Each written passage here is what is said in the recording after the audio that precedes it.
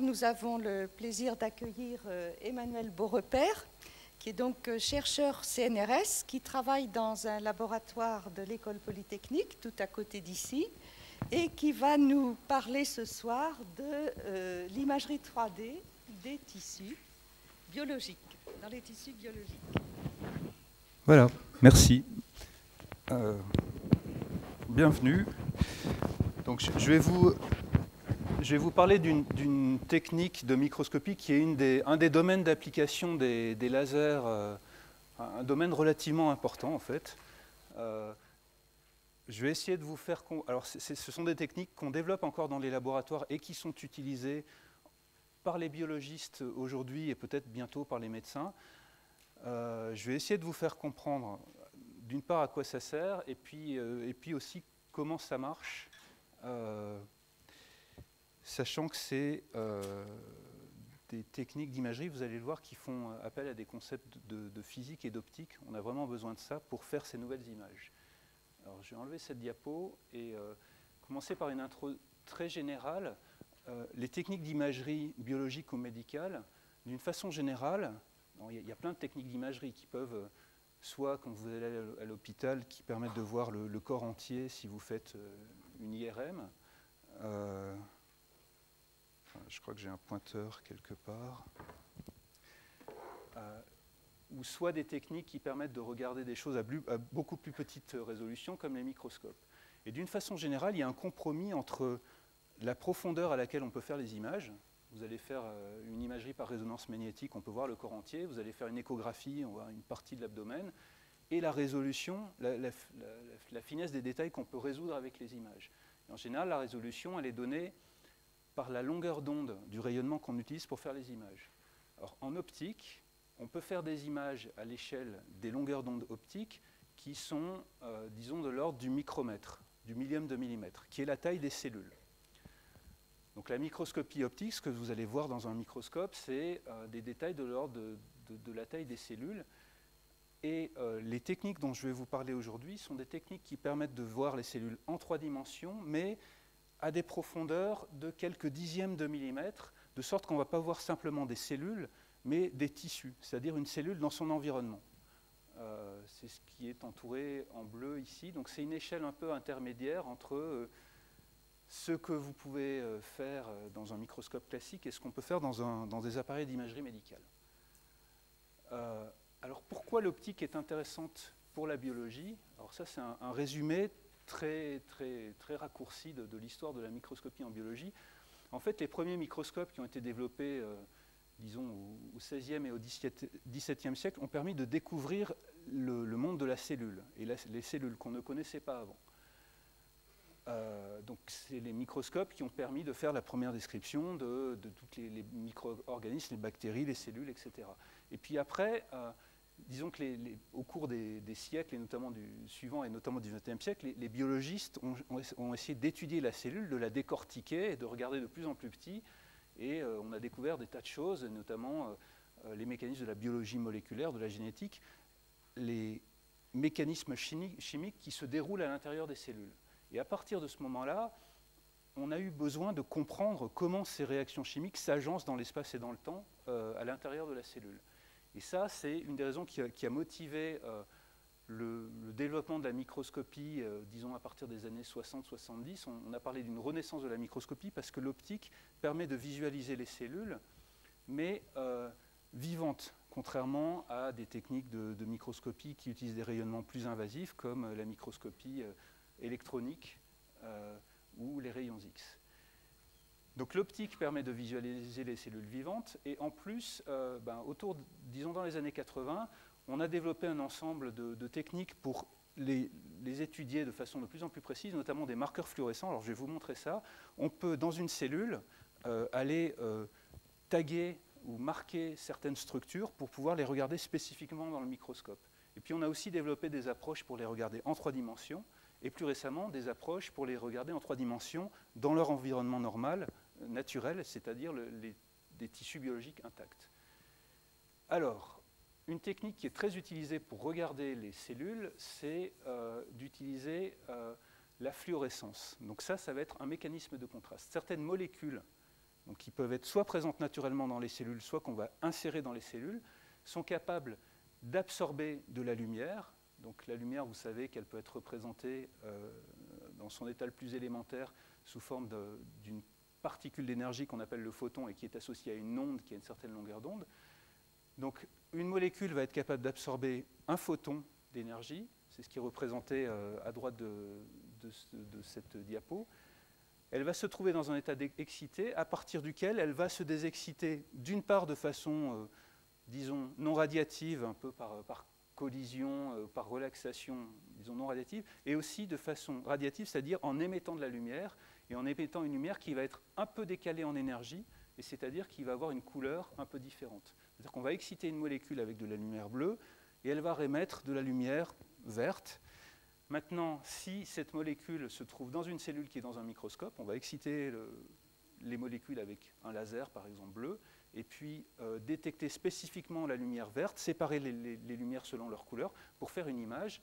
Et là, vous voyez un exemple de microscopie de fluorescence. Donc, c'est une technique qu'on trouve dans tous les labos de biologie et même dans les centres d'analyse médicale ou histologique. Ici, il y a plusieurs structures qui ont été marquées dans des cellules, donc probablement des fibres qui constituent le squelette de la cellule qu'on voit en vert, on voit le noyau en bleu et d'autres structures en rouge. Et donc on peut avoir une image de la distribution de ces différents constituants de la cellule. Alors ça, c'est très bien pour regarder des cellules isolées, c'est-à-dire des objets relativement transparents, pas très gros. Je vais un peu trop vite par rapport à la diapo. Le problème, c'est que quand on va vouloir faire ça dans un tissu biologique intact, ça ne va pas très bien marcher. Je vais vous expliquer pourquoi. Mais entre-temps, il y a une technique qui va nous permettre de faire les choses un peu différemment, et c'est la technologie des lasers femtosecondes. Alors, je ne sais pas si c'est des choses dont vous avez déjà entendu parler dans des conférences précédentes. Les lasers femtosecondes, c'est des technologies qui ont été développées, disons, à la fin des années 80. C'est développé depuis... Les premiers lasers datent des années 60, mais disons que ça s'est vraiment répandu à partir du début des années 90. Et l'idée, c'est qu'on va avoir un laser qui, au lieu d'émettre la lumière de façon continue, c'est-à-dire un flux de photons continu, va les émettre sous forme de séries d'impulsions très brèves qui durent une centaine de femtosecondes. Alors une centaine de femtosecondes, donc une femtoseconde, c'est 10 à la puissance moins 15 secondes, c'est la distance que parcourt, c'est le temps que met la lumière pour parcourir 30 micromètres. Sachant qu'en une seconde, la lumière, elle va de la Terre à la Lune. Donc ça, c'est la durée d'une de ces impulsions. Donc une impulsion, elle s'étale dans l'espace sur 30 micromètres, et entre deux impulsions, en général, il y a à peu près 3 mètres. Donc globalement, ces deux lasers émettent la même puissance moyenne, mais dans le deuxième cas, vous voyez qu'elle est concentrée temporellement dans des impulsions très brèves. Et ce que cela va permettre de faire, c'est d'observer des effets optiques qu'on appelle des effets d'optique non linéaires, où on ne va plus avoir un seul photon qui interagit à la fois avec une molécule, mais les photons qui vont être si nombreux, si vous voyez, si vous voulez, à chaque instant incident sur les molécules, qu'on va pouvoir avoir des phénomènes où deux photons vont être absorbés simultanément, vont combiner leurs énergies pour exciter la molécule, et puis éventuellement la molécule peut émettre de la fluorescence derrière. Donc on remplace une excitation par absorption d'un photon par l'excitation par absorption de deux photons simultanément, dont les énergies sont moins importantes, c'est-à-dire qu'au lieu d'exciter avec du bleu, on va exciter avec de la lumière rouge ou infrarouge, mais en combinant l'énergie de photons, on arrive à exciter nos molécules. Bon, on pourrait dire c'est bien, c'est juste plus compliqué. Mais voilà, pour la microscopie, ça va être intéressant. Là, vous avez une diapo qui présente une petite cuvette qui contient un liquide qui est fluorescent, c'est-à-dire quand on l'excite avec un laser, il va absorber de la lumière et en réémettre. Et en haut, vous voyez un objectif qui focalise un laser bleu qui excite, donc continu, qui excite la fluorescence. Et vous voyez le petit trait jaune à l'intérieur de la cuvette qui sont les molécules qui ont été excitées par le laser. Et en bas, un laser infrarouge pulsé qui excite aussi le même liquide. Et alors, je ne sais pas si vous voyez, mais il y a juste un petit point lumineux qui apparaît au volume, au point focal, au point de focalisation du faisceau. Et c'est une des propriétés aussi de ces effets non linéaires, c'est que comme ils sont, disons qu'on a besoin de beaucoup de photons au même endroit, au même moment, on ne va les observer que aux endroits où la lumière est la plus concentrée dans l'espace et dans le temps. Ça veut dire que dans un microscope, on va exciter cette lumière uniquement au point de focalisation de l'objectif du microscope. Donc c'est un peu comme si on avait une petite sonde lumineuse à distance qui sonde un volume qui fait à peu près 1 micron dans le microscope, et ensuite qu'on va pouvoir balayer pour faire une image. Alors, qu'est-ce qu'on va faire avec ça? On va pouvoir faire de la microscopie de la façon suivante. On va focaliser notre train d'impulsion dans un milieu biologique, et au point de focalisation, et seulement à cet endroit-là, une toute petite partie de l'énergie incidente va être convertie, c'est-à-dire que des molécules vont absorber 2 photons, en réémettre un seul, que l'on va détecter et compter sur un système électronique, et ça va nous permettre de sonder si, au point de focalisation, on a la molécule fluorescente qui nous intéresse. Donc ça permet de sonder un point. Ensuite, on va balayer le laser dans notre échantillon, et ça va nous permettre de faire une image dans un plan, et puis on peut refocaliser un peu plus loin, faire une image dans un autre plan, etc. Et ça permet de faire une image tridimensionnelle, ou alors une coupe optique de la distribution des molécules fluorescentes dans notre milieu biologique. Alors pourquoi c'est intéressant pour regarder des tissus biologiques? Parce qu'une grande difficulté quand on cherche à faire de la microscopie avec de la lumière, donc de la microscopie optique dans un tissu, c'est que pour faire une image, on a besoin de savoir où la lumière est passée. Alors, on envoie de la lumière, on la détecte, et puis elle est plus ou moins absorbée. Si on sait par où elle est passée, on va pouvoir reconstruire une image. Le problème, c'est que quand on envoie de la lumière dans un milieu biologique, ce qui se passe, c'est plutôt ça. Il y a une partie de la lumière qui va tout droit, et puis il y en a plein qui, en fait, est diffusée par les structures du tissu, ce qui fait qu'à l'arrivée, on peut la détecter, mais on ne sait pas par où elle est passée. Et donc, on ne peut pas faire de l'imagerie précise avec ça.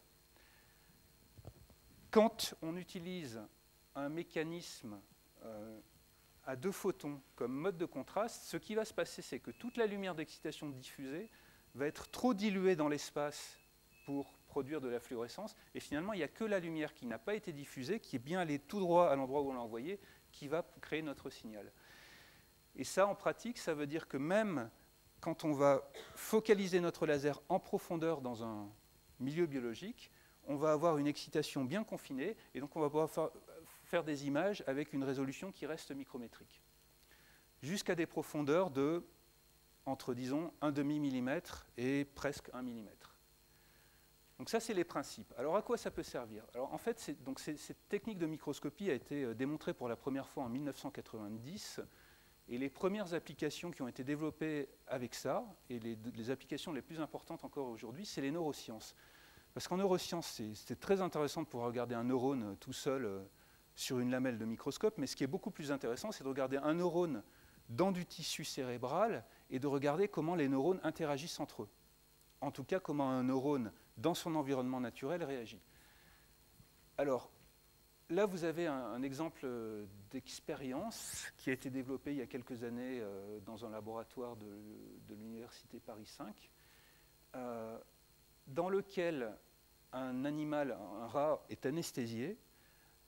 On a affiné l'os du crâne parce que c'est difficile de focaliser la lumière à travers, alors on l'a un peu rasé aussi, à travers l'os.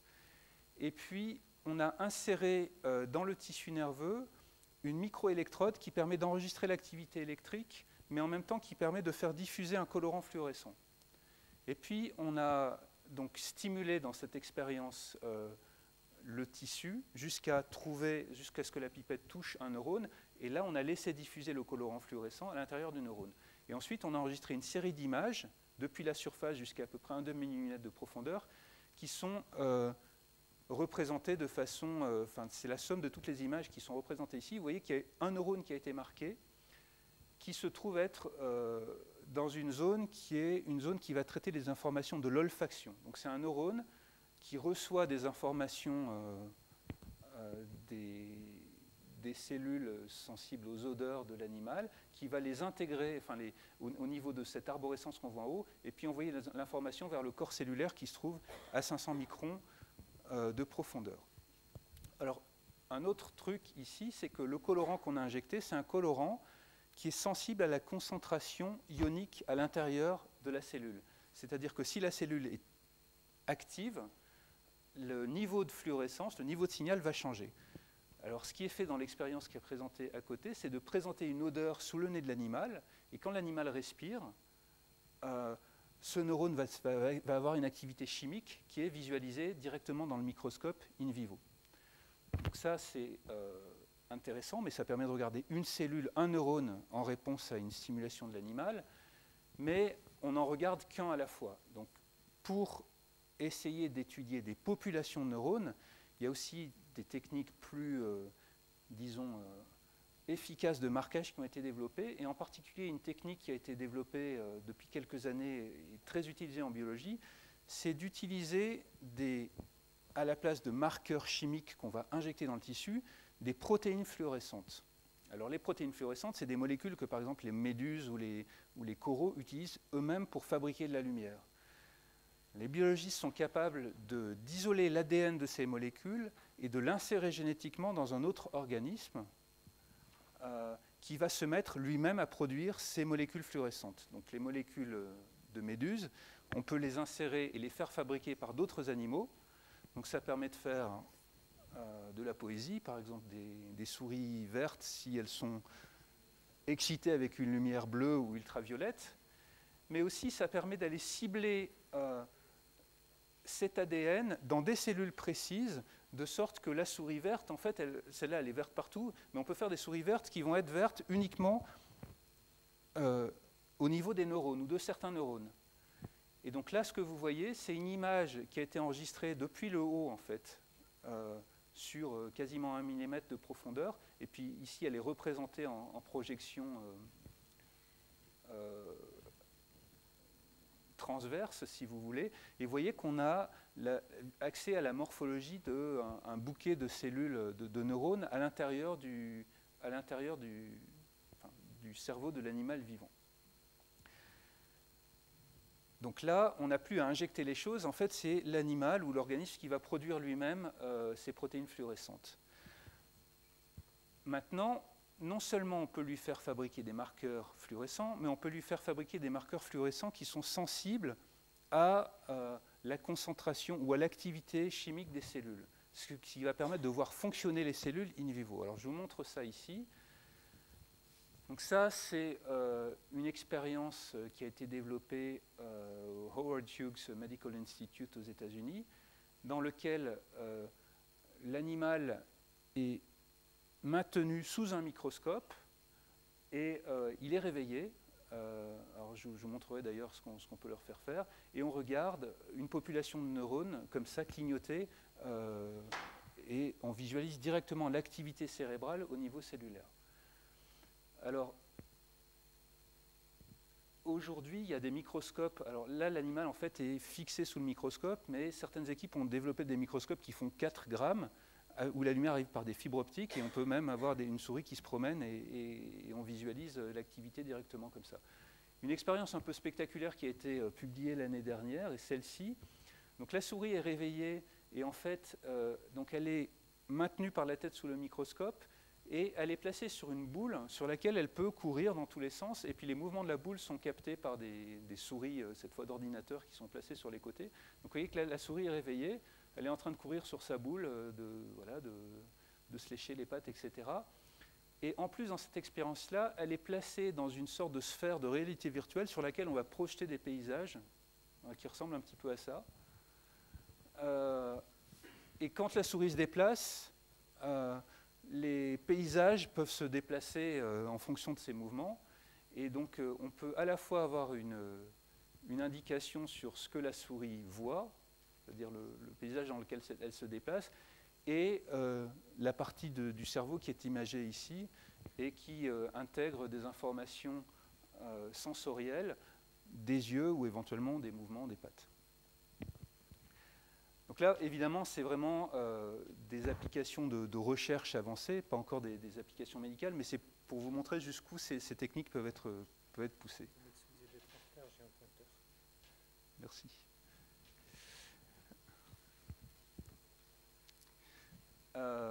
Alors, un un autre domaine d'application. Donc, les neurosciences, c'est vraiment un domaine important parce que, vous voyez, on peut visualiser des cellules et une population de cellules fonctionner, encore une fois, dans un animal vivant et en réponse à des entrées sensorielles. Et ça, c'est vraiment unique. Disons que c'est la seule méthode qui permet de faire ça. Un autre domaine d'application qui s'est développé depuis quelques années, c'est d'utiliser ces approches pour visualiser le développement embryonnaire. Alors, le développement embryonnaire est très étudié en biologie aussi parce que c'est, d'une part, dans le contexte de la génétique et d'autre part de l'organogénèse, on utilise souvent des modèles animaux pour étudier des pathologies et les mécanismes de prolifération et de division cellulaire. Alors là, un organisme qui est très utilisé est la mouche drosophile, parce que ça se reproduit très vite, donc on peut faire beaucoup de choses, notamment des croisements pour étudier la génétique de cet animal. Et c'est ici, juste à titre d'illustration, le développement d'un animal, il va en général se produire toujours de la même façon. On a un œuf fécondé qui va se diviser, donc une cellule qui va devenir 2, 4, 8, etc., jusqu'à quelques milliers de cellules. Et puis après, en général, les divisions vont ralentir, et puis on va avoir des mouvements des cellules, c'est ce qui est représenté ici. Elles vont prendre une forme simple, en général, donc ici dans la drosophile, elles sont en périphérie de l'embryon, qui fait à peu près 1/2 millimètre de l'œuf. Et puis ensuite, tout ça va se déplacer en 3 dimensions pour former des structures plus complexes qui ensuite vont pouvoir donner des tissus plus spécialisés. Alors pendant longtemps, l'étude de ces mouvements, qui sont très précisément régulés, parce qu'une mouche qui se développe, ça fait toujours une mouche à l'arrivée, même si elle est un peu plus grande, un peu plus petite, pendant longtemps, c'était assez difficile d'étudier ces mouvements, et la façon de faire, c'était d'arrêter le développement de ces petits embryons à différents stades, de les découper en tranches, de prendre des photos, par exemple en microscopie électronique, et d'essayer de comprendre comment les mouvements, de reconstituer les mouvements. Avec une approche de microscopie 3D, finalement, c'est plus simple. On peut faire le même truc que tout à l'heure dans la souris. On fait fabriquer à cet œuf de mouche une protéine fluorescente. Alors GFP, ça veut dire Green Fluorescent Protein, protéine fluorescente de méduse, qui est localisée dans les noyaux des cellules. Donc là, finalement, vous voyez, on fait une coupe optique de à peu près le milieu de l'embryon. Et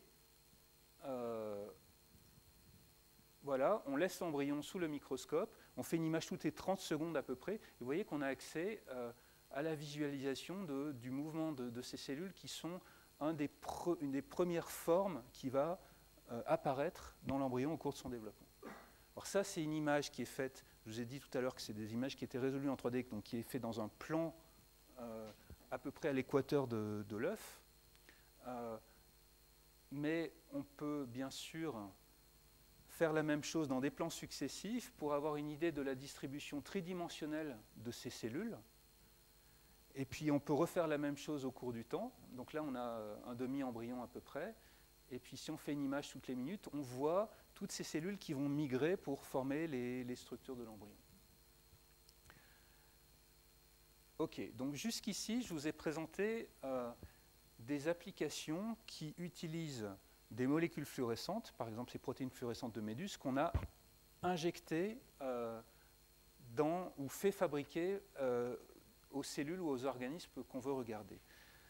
La microscopie non linéaire permet aussi d'utiliser les propriétés optiques intrinsèques, endogènes des tissus biologiques pour faire des images. Ce qui va être intéressant, par exemple, si à terme on veut utiliser des techniques d'imagerie 3D dans un contexte médical. Parce que là, il ne va pas être question d'aller faire exprimer, d'aller insérer de l'ADN de méduse aux patients pour aller visualiser leurs cellules, leurs tissus. Donc, je reviens un petit peu à la physique et j'espère que ça va vous parler. Si on a un milieu matériel qui est excité par un champ laser, si le milieu est polarisable, on va pouvoir polariser, c'est-à-dire modifier un peu le mouvement des électrons dans ce milieu ou ces molécules, qui va suivre les oscillations associées au champ laser excitateur. Typiquement à la même fréquence, et donc ce milieu va à son tour réémettre un rayonnement à la même fréquence, c'est-à-dire qu'il va juste diffuser la lumière du laser et diffuser la lumière de la même couleur. Si on excite un milieu polarisable avec un champ laser suffisamment intense, en fait, la polarisation à l'intérieur du milieu ne va plus être proportionnelle au rayonnement du laser.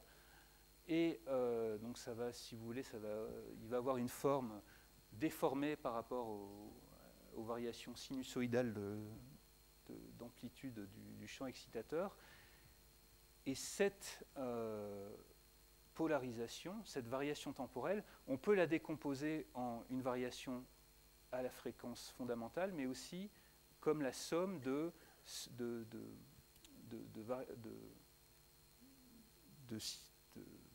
fonctions périodiques ou de composants périodiques à des fréquences doubles, triples, etc. Et ça veut dire qu'un milieu polarisable excité avec un champ suffisamment intense va à son tour être capable de rayonner de la lumière à la même longueur d'onde, mais aussi à la longueur d'onde double, triple, etc. Il va y avoir des composantes à la fréquence double, donc à la longueur d'onde moitié, pardon, et à la fréquence triple, donc à la longueur d'onde tiers, dans la réponse optique du matériau. Donc ça, en termes d'interaction lumière-photon, ça va correspondre, comme pour la fluorescence excitée à deux photons, que je vous ai présenté tout à l'heure, à l'interaction de deux photons avec une seule molécule, ou de trois photons avec une seule molécule, sauf que là, c'est un peu différent. On n'a pas absorption d'énergie, c'est simplement que des molécules vont être capables de réémettre, de diffuser, de combiner l'énergie de deux photons et de les diffuser intégralement sous forme d'un seul photon. Alors, je vais essayer de faire ça de façon assez compréhensible.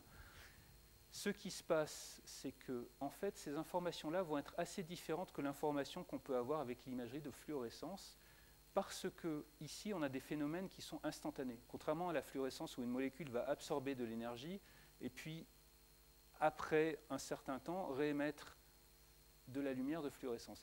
Ici, on a des phénomènes instantanés, ce qui fait que si on a plusieurs molécules qui sont excitées dans notre petit volume sonde qu'on a vu tout à l'heure, et que ces molécules rayonnent de la lumière en phase, eh bien, on va avoir une interférence constructive, c'est-à-dire que toutes ces contributions vont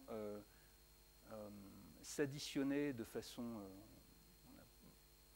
cohérente, alors que si on a deux molécules qui émettent des contributions en opposition de phase, la somme peut être nulle. Ça veut dire que ces mécanismes-là vont être très sensibles à la microstructure du matériau qu'on est en train de regarder. Je vais essayer de vous rendre ça un peu plus concret. Pour avoir du doublage de fréquence, il faut qu'on ait une molécule qui soit asymétrique. Alors, par exemple, une molécule qui aurait une partie qui serait plutôt un groupement donneur d'électrons, une partie qui serait plutôt un groupement accepteur d'électrons, c'est une molécule qui va être capable de faire du doublage de fréquence. Mais en plus, il faut qu'au sein du petit volume d'excitation que je vous ai montré tout à l'heure, toutes ces molécules asymétriques soient elles-mêmes orientées de façon asymétrique. Donc si on a toutes ces conditions-là, on va pouvoir avoir du doublage de fréquence. Et ça, évidemment, vous voyez, et sinon, on n'en aura pas. Donc vous voyez que c'est quelque chose qui va être assez rare parce qu'il y a beaucoup de contraintes. Et donc c'est quelque chose qui va se produire uniquement dans des structures moléculaires très denses et très organisées. Alors je reviens vers quelque chose d'un peu plus concret. On va trouver des structures très denses et très organisées dans certains tissus biologiques. Alors il n'y en a pas tant que ça, mais il y en a quelques-unes, et notamment le collagène. Alors peut-être que le collagène, vous avez entendu parler de ça par la communication de L'Oréal Recherche, mais c'est la protéine la plus abondante du corps humain, et c'est une protéine qui va donner leur rigidité à la plupart des organes.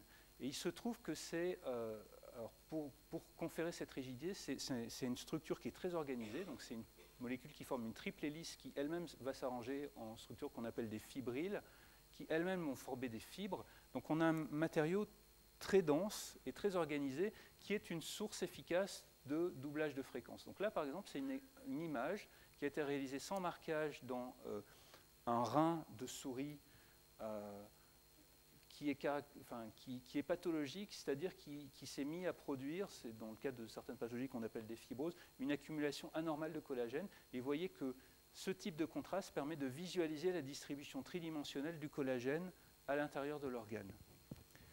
D'autres structures permettent d'avoir, en fait, pour les mêmes raisons, le même type de signal, et c'est notamment le cas des structures musculaires. Donc, à l'échelle moléculaire, les structures musculaires, ça va ressembler à ça. Vous avez des filaments d'une protéine qui est un moteur moléculaire qui est capable de glisser sur d'autres protéines filamenteuses. Et ces filaments moteurs ici, ce sont des structures quasiment cristallines, très organisées et très denses, qui vont également donner ce type de signal. Donc là, vous avez un exemple par exemple, c'est la tête d'un petit ver, qui est aussi un organisme qui est très, très étudié en biologie. Et ce qu'on voit, c'est les muscles de la bouche, enfin de l'appareil de mastication de l'animal, qui peuvent être visualisés sans marquage avec ce type de contraste. Et enfin, un dernier exemple. Alors ça, c'est peut-être quelque chose que vous avez vu lors de cours sur la division cellulaire. Quand une cellule se divise, vous avez les lots de chromosomes qui vont être séparés en deux, qui vont ensuite être tirés vers ce qui va être les deux cellules filles. Et les structures qui tirent ces lots de chromosomes en deux, c'est ce qu'on appelle des fuseaux mitotiques. En fait, c'est aussi des structures fibrillaires qui se forment juste avant la division cellulaire et qui vont tirer ces paquets de chromosomes. Pour la même raison, parce que ce sont aussi des structures très, disons, denses et organisées, ce sont des objets qu'on peut détecter avec ce type de contraste. Donc, génération de seconde harmonique et un type de contraste qui va détecter les milieux très, très organisés, comme par exemple le collagène. Et voilà un exemple d'application, alors qui a été justement développé par des collègues du laboratoire d'optique et biosciences de l'École polytechnique. Et donc là, c'est un rein de souris pathologique, et donc c'est ce que je vous montrais tout à l'heure. On utilise un signal de fluorescence en rouge pour regarder la morphologie du tissu, et ce que vous voyez, c'est que ce signal de seconde harmonique permet de caractériser l'accumulation pathologique de collagène dans ce tissu, et donc de définir des scores de progression de cette maladie, et de mieux comprendre aussi où s'assemble et s'accumule cette distribution anormale de collagène. Donc ça, c'est ce qu'on appelait la génération de seconde harmonique. Je vais vous parler encore un petit peu d'optique, puis après je reviendrai aux applications. Je vous ai dit tout à l'heure qu'on pouvait faire du doublage ou du triplage de fréquences avec l'optique non linéaire. Alors la génération de troisième harmonique, c'est-à-dire le triplage de fréquences, c'est un peu différent. On n'a pas besoin d'avoir des milieux asymétriques, mais il se trouve que pour une raison optique un peu exotique, on n'a pas de signal dans un milieu homogène. Alors ça, c'est lié au fait que quand on focalise un faisceau, si on s'intéresse à la distribution de phase du faisceau au voisinage de son point de focalisation, en fait, on s'aperçoit qu'on a un déphasage progressif par rapport à une onde plane, par rapport à un faisceau qui ne serait pas focalisé. C'est ce qui est représenté sur cette carte ici, en rouge et en bleu.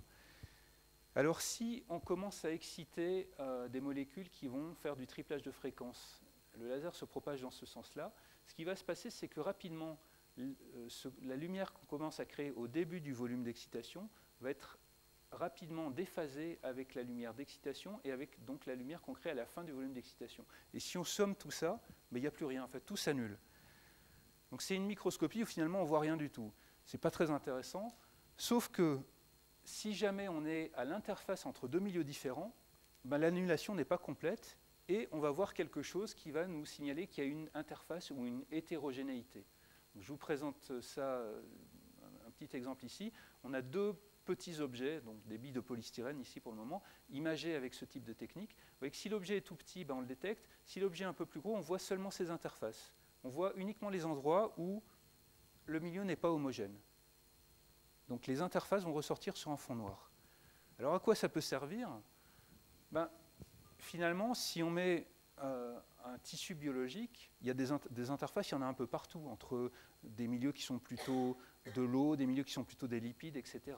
Donc si on remet, par exemple, notre embryon de mouche qu'on a vu tout à l'heure, ou ici un œuf de poisson, vous voyez qu'avec ce type de contraste, on va avoir une image qui nous donne la morphologie du tissu sans marquage.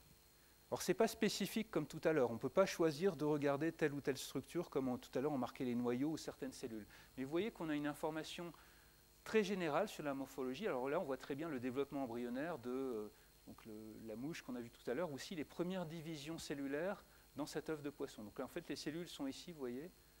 Au début, on voit qu'il y a une cellule, deux, etc. Puis là, c'est les ressources maternelles, l'équivalent du jaune d'œuf, qui sont pompées par ces cellules en train de se diviser. Alors, très bien, je vous ai montré, on peut faire différents types d'images. Ce qui est intéressant, en fait, c'est que toutes ces images-là, on les fait de la même façon. On envoie un laser impulsionnel infrarouge dans un microscope, on le balaye, et ces différents signaux, on va pouvoir les détecter sur des détecteurs séparés pour faire des images simultanées qui vont nous révéler différentes choses. Alors, je vais vous montrer à quoi ça peut servir, justement dans un contexte un peu plus médical, qui est l'imagerie de la cornée oculaire humaine. Donc la cornée, c'est la partie la plus externe de l'œil. C'est un milieu qui normalement est transparent et qui est responsable d'une bonne partie en fait, du pouvoir optique de l'œil. Donc ça fait à peu près 1/2 millimètre de profondeur. Et ça, cette structure, donc ça c'est juste une coupe qui est imagée donc ex vivo en microscopie classique. Il y a quelques couches de cellules sur la partie externe, et ensuite il y a un milieu très organisé, constitué d'empilements de lamelles de collagène. Donc, le collagène qu'on a vu tout à l'heure, on le voit réapparaître ici. Et ces lamelles, elles font à peu près 2 micromètres d'épaisseur, elles sont constituées de fibrilles arrangées de façon très, très dense. Donc ça, c'est une image en microscopie électronique. On place une cornée comme ça, une cornée humaine intacte. Donc c'est typiquement des tissus qui peuvent être stockés pour pouvoir faire des greffes de cornée pour les gens qui en ont besoin. Donc il y a une structure à Paris qui s'appelle la Banque des yeux et qui conserve ces greffes, ces cornées en prévision de greffe. Donc on place une de ces cornées sous le microscope et là on fait des images à différentes profondeurs en détectant les différents contrastes. La fluorescence naturelle des tissus, parce que les tissus sont un peu fluorescents, et ces signaux de troisième harmonique et de seconde harmonique. Et vous voyez qu'on a des images très différentes. Alors je vais vous les montrer un peu plus en détail. Cette fois sans marquage, c'est vraiment un tissu humain qu'on place dans le microscope et qu'on visualise avec ses propriétés optiques. Alors qu'est-ce qu'elles nous disent ces images? Au niveau de la partie la plus externe, je vous ai dit qu'il y avait quelques rangées de cellules. On peut détecter ces cellules grâce à leur fluorescence, mais avec ce signal qui détecte les interfaces, le signal de troisième harmonique, on voit très bien en fait, les contours cellulaires et les contours des noyaux. Parce qu'à chaque fois qu'on a un noyau, en fait, on a une interface entre le milieu, le noyau qui a des propriétés optiques différentes du reste de la cellule, puis on voit aussi les contours cellulaires. Et puis quand on descend dans la partie qui est constituée d'empilements de lamelles de collagène, on a un signal de seconde harmonique, c'est ce que je vous présentais tout à l'heure, qui nous reflète l'orientation de ces fibrilles là, dans différents plans, et le signal de troisième harmonique qui, lui, va attraper les interfaces entre ces différentes lamelles. Donc vous voyez qu'on a des images très contrastées de la microstructure de ce tissu. Alors là, par exemple, c'est des images où on a imagé depuis l'extérieur et puis on a reprojeté dans une coupe transverse et on visualise très bien l'empilement de ces lamelles, et en particulier, ça c'est intéressant pour visualiser par exemple des processus de cicatrisation après opération laser. Donc là, c'est des images en fait, qui ont été obtenues relativement récemment et qui ont un intérêt potentiel d'une part pour l'évaluation des cornées avant les greffes et d'autre part pour étudier les processus de cicatrisation après chirurgie laser. Donc là, c'est l'aspect plus, disons, pour illustrer l'aspect médical de ces technologies. Alors, je vais revenir un petit peu à l'embryologie et vous montrer une autre application qui a été développée récemment et qui utilise toutes ces images également et qui concerne la caractérisation des premières étapes de développement du poisson, de l'œuf du poisson. C'est un peu comme l'embryon de mouche dont je vous parlais tout à l'heure. Les toutes premières étapes de développement d'un animal, c'est une série de divisions cellulaires synchrones. Alors vous avez sûrement déjà vu des images de microscopie, on voit une cellule qui se divise en 2, en 4, en 8, etc. Mais ça, c'est des choses qui sont assez difficiles à étudier de façon quantitative. Alors, si on place un œuf de poisson dans un microscope non linéaire et qu'on détecte les signaux de troisième harmonique qui nous attrapent les interfaces, vous voyez qu'on a une image morphologique qui nous donne à peu près enfin, disons toute la morphologie du tissu et notamment tous les contours cellulaires. Si en plus c'est un œuf qui est vivant et en train de se développer, vous voyez qu'on voit très bien les processus de division cellulaire et notamment les contours cellulaires pendant les divisions. Mais on peut faire plus que ça. Je vous ai expliqué tout à l'heure qu'on pouvait détecter aussi des signaux qui proviennent des fuseaux mitotiques, qui sont les structures qui vont séparer les lots de chromosomes en deux.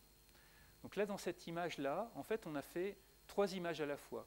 On a un marquage avec une protéine fluorescente qui marque les chromosomes,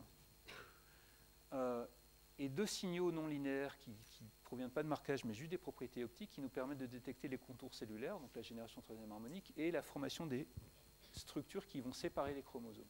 Et vous voyez que si on fait ici une image toutes les 20 secondes ou toutes les 10 secondes, on voit très bien le processus de division cellulaire avec notamment l'apparition de ces signaux quand la cellule va se diviser, puisque c'est les structures qui vont séparer les chromosomes en deux.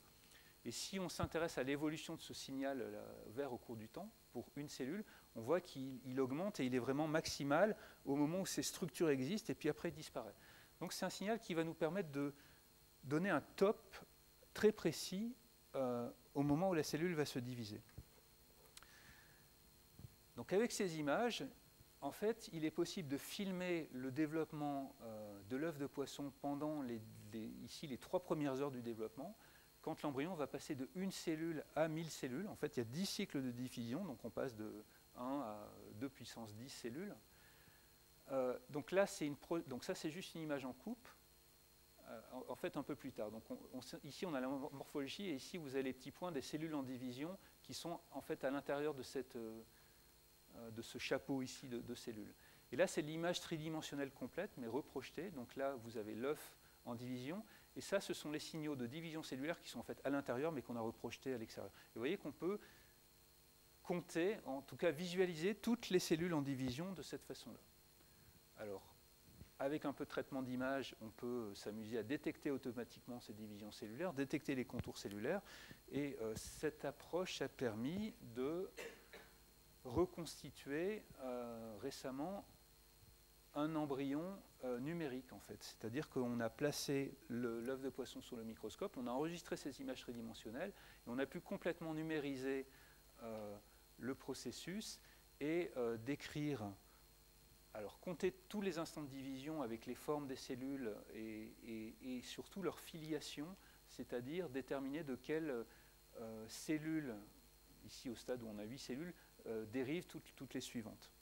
Donc ça, ensuite, ça permet de faire un ensemble de mesures. Alors ici, par exemple, sur ce graphe, on a représenté toutes les divisions cellulaires en fonction de l'espace et du temps, et notamment de caractériser le fait que ces divisions, elles ne se produisent pas de façon synchrone, mais plutôt sous forme de vagues qui se ralentissent et probablement déclenchées par des facteurs mécaniques.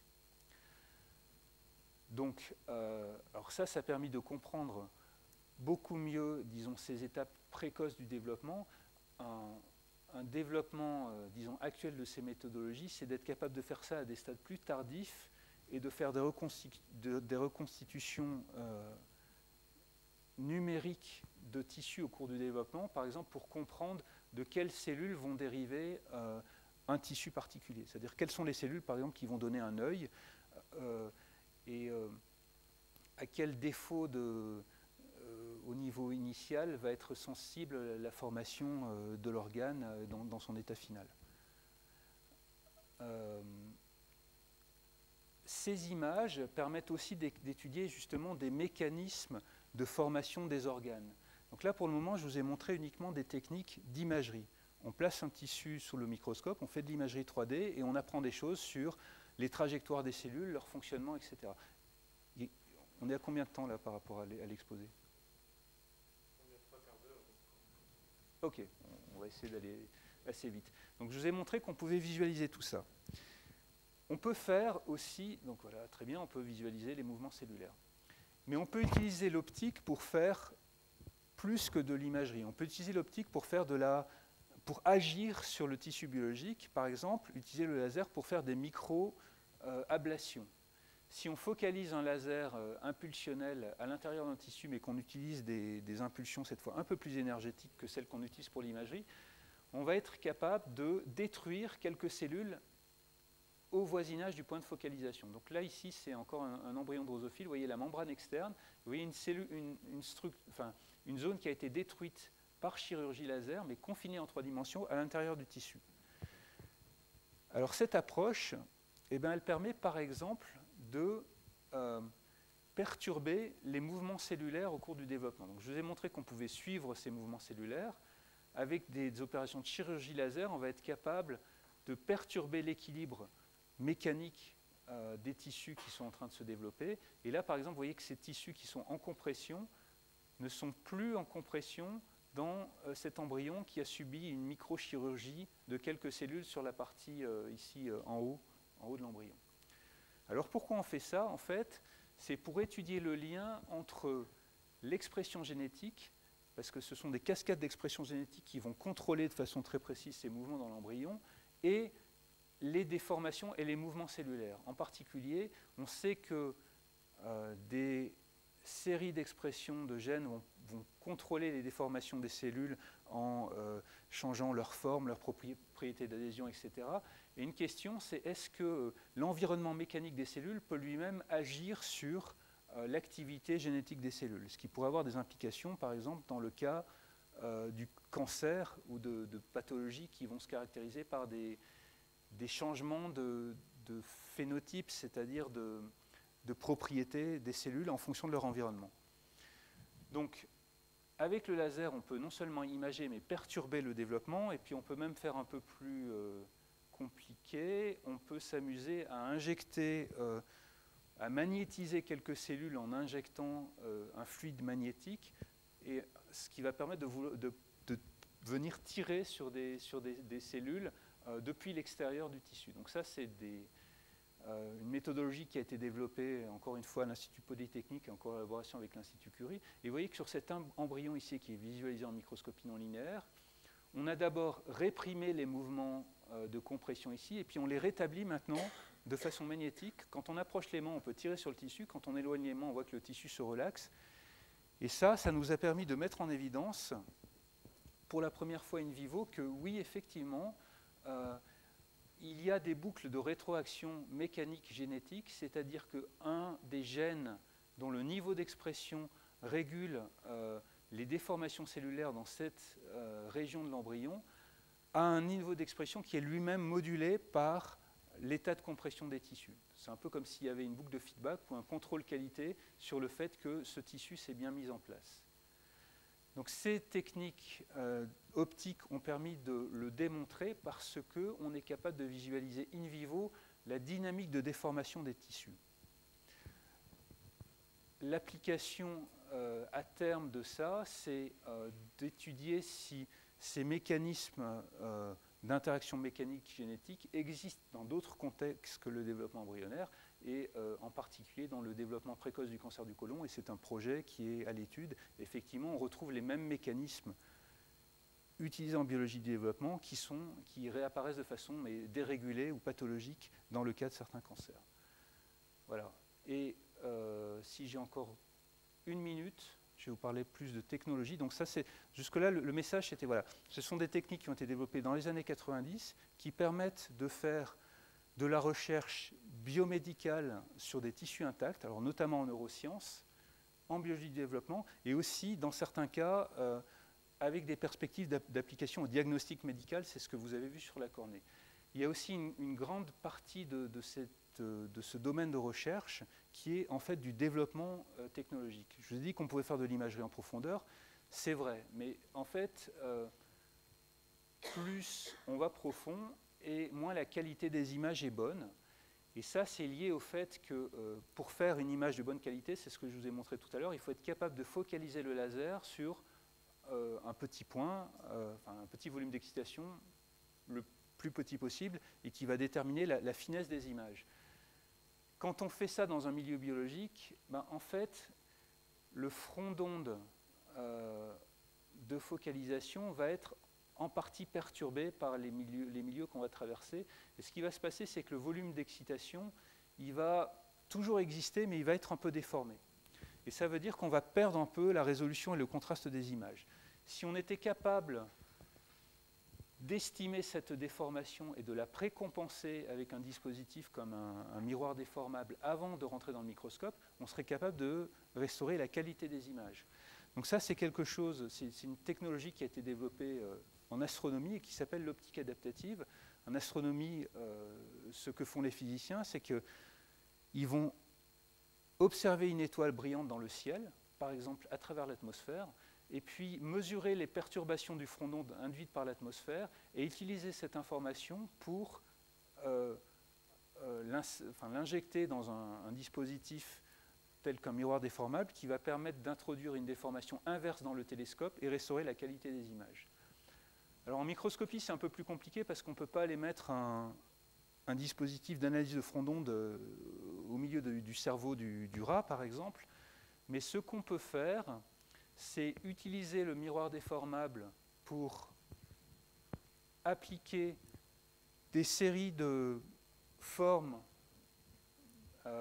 pour précompenser ces distorsions et regarder si on améliore les images, en fait. Donc utiliser directement les images comme critère de qualité de la correction de ces distorsions du front d'onde. Effectivement, ça c'est une approche qui permet de restaurer la qualité d'imagerie. Donc là, je vous présente juste un exemple. Ça, c'est un embryon de souris imagé en microscopie à 2 photons. Et vous voyez que si on précompense les distorsions du front d'onde introduites par la traversée du tissu et éventuellement par le microscope, on est capable de restaurer la qualité des images en profondeur. Donc ça, c'est une des perspectives de ces approches-là. Donc, puisque on veut me faire taire, je vais m'arrêter ici. Ça tombe bien, c'était la dernière diapo. Ah, je sais pas, il n'y a plus d'images.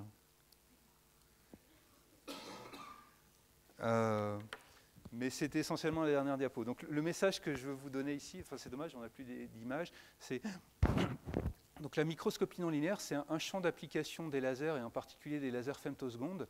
C'est des approches qui ont été développées à partir des années 90. Et s'il faut retenir une chose, c'est que ça permet de regarder des tissus biologiques vivants à l'échelle de la cellule. Vous voyez, on peut voir même les cellules fonctionner sur des profondeurs de l'ordre du demi-millimètre au millimètre. Donc c'est très utilisé maintenant dans des domaines tels que les neurosciences, où on a vraiment besoin de regarder les cellules fonctionner in vivo. En embryologie, vous voyez qu'il y a des applications assez intéressantes, et c'est aussi des choses qui commencent à diffuser vers le domaine médical, parce que ces images, en tout cas celles qu'on peut faire sans agent de contraste, potentiellement c'est des outils d'aide au diagnostic assez intéressants, parce que vous voyez qu'on a une image très précise de la morphologie des tissus. Un autre domaine de développement technologique, c'est de transposer ces technologies à l'hôpital en remplaçant ces lasers un peu compliqués par des lasers où au lieu d'envoyer la lumière dans le microscope avec des miroirs et des lentilles, on va faire ça avec des fibres et des dispositifs très miniaturisés qui permettraient de combiner ça, y compris avec d'autres modalités d'imagerie comme les ultrasons. Voilà. Donc je vous remercie pour votre attention. Je suis prêt à répondre à vos questions. Je voudrais bien montrer...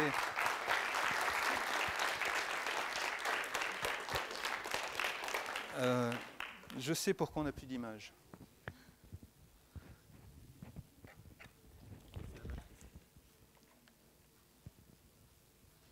Voilà, donc... De toute façon, grand merci Emmanuel, pendant que les images vont revenir, je pense qu'on peut te remercier et puis souligner le fait qu'on n'a vraiment pas idée en général de toute la diversité des applications. Nous avons vu aujourd'hui des images non linéaires, des images formées par optique non linéaire, sans le laser, pas d'optique non linéaire, et toute la série des images absolument fantastiques qui nous ont été présentées aujourd'hui serait impensable. C'est encore une autre application. Je pense que voilà, c'est revenu. Tu vas pouvoir nous commenter les dernières images. Parfait. Voilà, enfin, c'est juste que je... Oui, donc non seulement on peut faire de l'imagerie, mais on peut aussi, et c'est vraiment une des directions de développement de ces approches-là, combiner l'imagerie avec la micromanipulation, y compris optique. C'est-à-dire que là, je vous ai montré des choses un peu, disons, un peu violentes qui sont de la dissection laser, mais on peut même maintenant utiliser des molécules insérés génétiquement qui sont photoactivables, c'est-à-dire qu'on va pouvoir activer certains neurones, par exemple in vivo, dans l'animal qu'on est en train d'observer. Et vraiment, alors, pour paraphraser ce que vient de dire Pierre Chavel, c'est vraiment un domaine très interdisciplinaire, c'est-à-dire qui est vraiment, qui évolue grâce à des allers-retours permanents entre la physique et les concepts physiques et les applications. Parce que là, c'est vraiment, par exemple, pour ce domaine-là, les neurosciences qui ont tiré cette nouvelle microscopie dans les années 90 et qui ont permis le développement. Voilà. Et ensuite, beaucoup des applications que je vous ai présentées ont été réalisées par un certain nombre de collègues, notamment en France, ici sur le campus Polytechnique Supoptique, et puis également à Paris. Et voilà. Si vous avez des questions, n'hésitez pas. Question.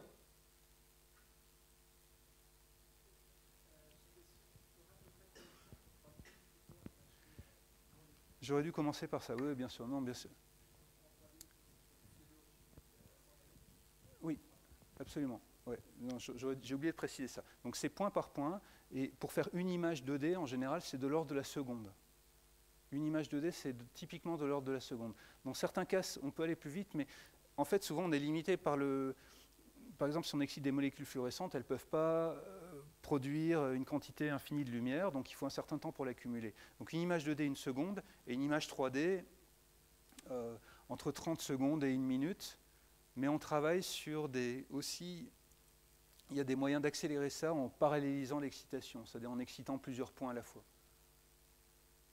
Par exemple, à un moment donné, on a vu une image envoyer plusieurs neurones sur la profondeur au niveau du cerveau de l'homme. Ouais. Cette image-là en 3D, elle prend 1 minute.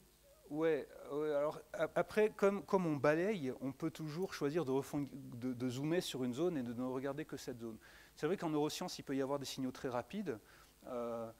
Donc en général, les chercheurs regardent un plan. Donc, d'ailleurs, les images étaient remarquablement stables. Attends, je vais peut-être aller plus vite. Il y a des systèmes de stabilisation de l'animal, mais il y a aussi des systèmes de recalage des images. Mais on voit un peu on voit une sorte de mouvement. Parce qu'évidemment, comme c'est in vivo, quand l'animal respire ou simplement vit et qu'il y a les battements cardiaques, le tissu va bouger et se déformer. Donc là, les images sont recalées. Typiquement, ces images-là sont faites en 1 seconde. Alors dans certains cas, on peut aller plus vite. Disons jusqu'à 10 images par seconde. Et si on veut regarder des choses qui sont vraiment très rapides, une façon de faire, c'est au lieu de faire l'image complète, c'est de parquer le laser sur une cellule, et puis d'aller très vite sur une autre, et puis très vite sur une autre. D'abord de faire une image pour regarder les points d'intérêt, et puis simplement de sonder uniquement quelques points intéressants dans le tissu. Ce qui permet d'aller beaucoup plus vite, parce qu'il peut y avoir des signaux qui sont plutôt à l'échelle de la milliseconde. Ce qui veut dire que c'est une quantité de lumière disponible pour faire, par exemple, la génération d'harmonique. Tout à fait. Avec 10 lasers, on ira 10 fois plus vite. Oui, s'il aura survie, oui. Oui, c'est toujours un compromis en fait entre la qualité des images et en général les biologistes qui font, enfin souvent c'est pas les biologistes qui développent ces instruments et ils veulent des images plus belles avec plus de lumière, etc. Mais plus de lumière, ça veut dire qu'on excite plus fort et souvent il faut toujours rester en deçà d'un seuil où on perturbe, bien sûr. Autre question. Monsieur Lahaut.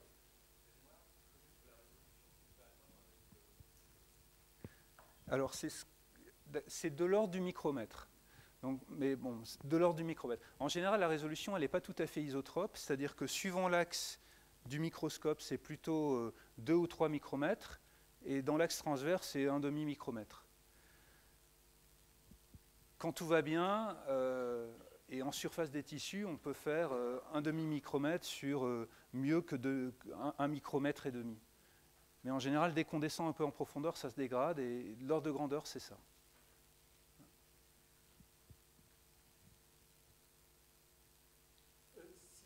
Si je comprends bien ce que tu viens de nous dire, il y aurait un certain flou de bouger quand on voit les cellules qui se divisent là dans les embryons, c'est à l'échelle de la minute, ou jusqu'à 1 heure environ, une demi-heure ou 1 heure. Oui. Si on met pour acquérir une image 3D environ 1 minute, ça veut dire que chaque image est un petit peu bougée, mais vais les fusionner avec la suivante puisque ça suit immédiatement, c'est ça? Effectivement, quand on met 1 minute pour faire une image, il y a une distorsion temporelle entre le début et la fin. Tout à fait, oui. Mais après, alors les divisions cellulaires, là par exemple, qu'on a vu tout à l'heure, il y a une division tous les quarts d'heure à peu près. Donc si on fait, donc le fait de faire une image en 1 minute permet quand même d'attraper tout. Mais effectivement, en général, il faut adapter les conditions d'imagerie au phénomène qu'on veut regarder, bien sûr. Autre question? Concernant l'embryon de mouche, à un moment donné, vous avez dit qu'effectivement vous aviez démontré qu'il semblerait que des contraintes mécaniques Oui. soient des inducteurs, disons, des répressions de gènes ou Oui. d'excitation de gènes. Oui. Est-ce que l'on connaît un petit peu le facteur de transduction? Oui, alors effectivement, c'est aussi des choses qui sont... je crois que je suis en train de perdre ma batterie encore.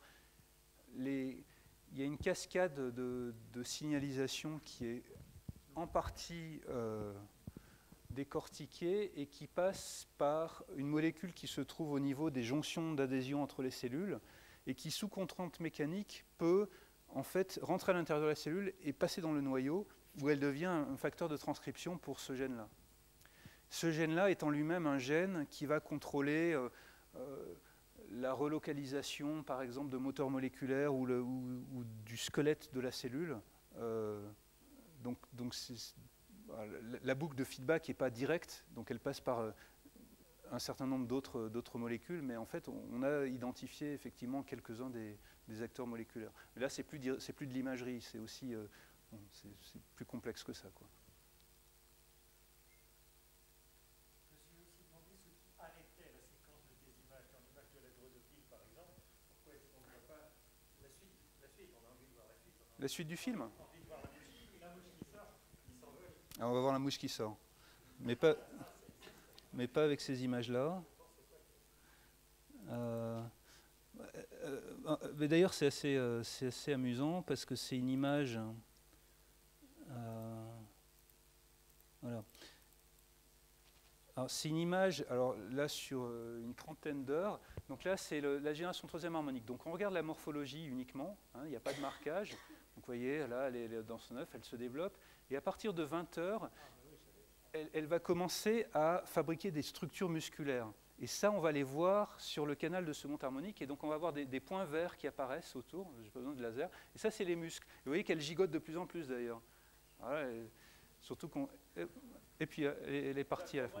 Pour moi, c'est un scoop. Ça, je pensais qu'il y avait une bonne raison qui faisait qu'on ne pouvait pas aller au-delà d'une ou 2 heures. Mais là, non, vraiment, aller très loin dans le... Non, voilà.